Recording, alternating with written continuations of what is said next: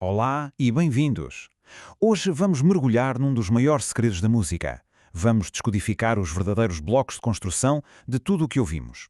Pensem nisto como desvendar a linguagem secreta que os músicos usam para criar as melodias e as harmonias de que tanto gostamos. Ora bem, já pararam para pensar o que é que as harmonias, as melodias e os acordes têm realmente em comum? Da música clássica mais complexa ao pop mais simples que passa na rádio, existe um elemento fundamental que une tudo. Qual será?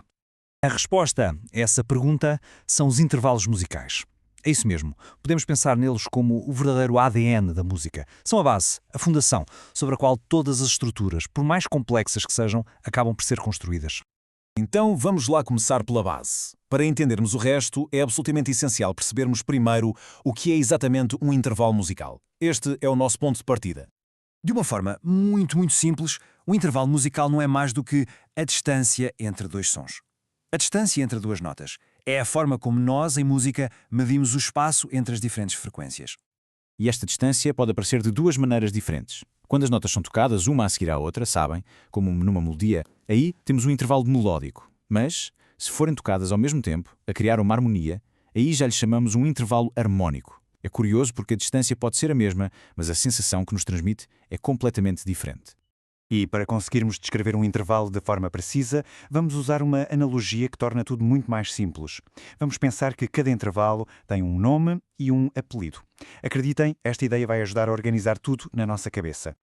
Vamos então começar pela parte mais fácil, que é encontrar o nome. Isto é algo que, na verdade, qualquer pessoa consegue fazer, mesmo que não tenha grandes conhecimentos de teoria musical. O processo é literalmente tão simples como contar. Começa-se na primeira nota e conta-se cada nota que se segue até chegar à nota final. O número total que contamos é esse o nome.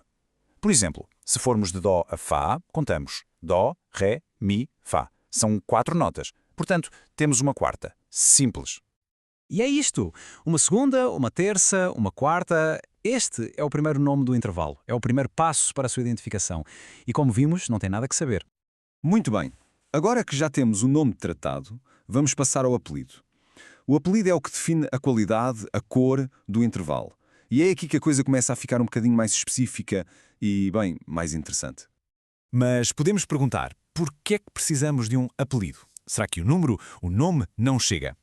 Esta é uma ótima pergunta, porque a resposta leva-nos a uma compreensão muito mais profunda do que estamos a ouvir.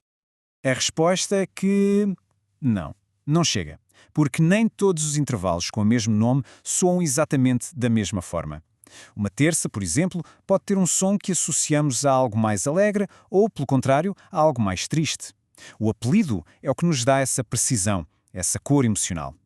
Basicamente, podemos pensar que existem duas grandes famílias de apelidos. Por um lado, temos as segundas, terças, sextas e sétimas, que têm uma sonoridade mais colorida, digamos assim.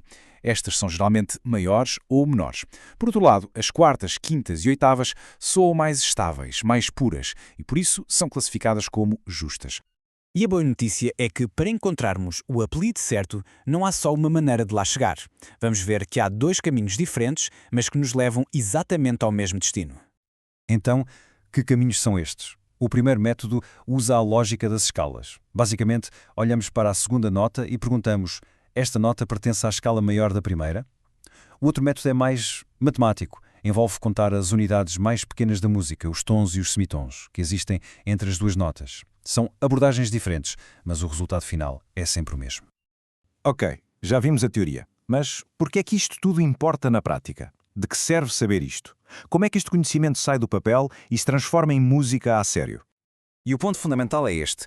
Dominar os intervalos abre-nos um potencial musical gigante. A sério. Permite aprender músicas muito mais depressa, apurar o nosso ouvido musical, ajuda-nos a perceber a harmonia, a construir acordes, é a fundação para a improvisação. É, no fundo, a ponte que liga a teoria ao instrumento que tocamos. É precisamente por isso que se diz que os intervalos são uma oportunidade de ouro para começarmos a desenvolver uma percepção dos sons muito mais apurada. Treinar o ouvido para os reconhecer é, na verdade, treinar o cérebro para entender a linguagem da música a um nível muito mais profundo. E para terminar, fica uma pergunta. Agora que este código foi, de certa forma, revelado, que novas camadas, que novas relações e que novos detalhes se vão conseguir ouvir nas nossas músicas preferidas? Uma coisa é certa, a forma como se ouve música nunca mais será exatamente a mesma.